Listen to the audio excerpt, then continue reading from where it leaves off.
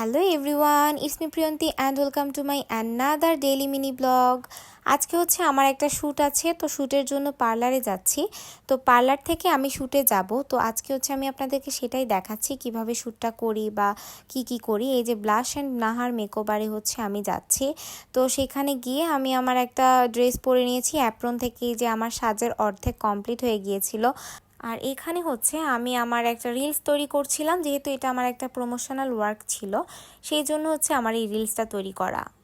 এই রিলসটা মেক করার পর হচ্ছে আপুরা আমার চুলটা সেট করে দিচ্ছিল। আর আমি চাচ্ছিলাম যে আমার সবসময় এক পাশ দিয়ে হচ্ছে চুল রাখি, তো সেই জন্য হচ্ছে চুলটাকে এইভাবে করে ফেললাম। এই যে আমার ফাইনাল লুক। তো আমি হচ্ছে এখানে কিছু ছবি তুলেছি, আপুরা আমার ছবি তুলে রেখেছে। আর বাকি ছবি হচ্ছে আমার শ্যুটে হচ্ছে মানে ওনারা শ্যুট করেছে। তো পার্লারে হচ্ছে আমার অনেকগুলো ছবি আপুরা তুলে রেখেছিল। তারপর হচ্ছে সেদিন ভালোই রোদ ছিল, মানে আমি খুব ভয় পাচ্ছিলাম যে বৃষ্টি চলে আসে কিনা।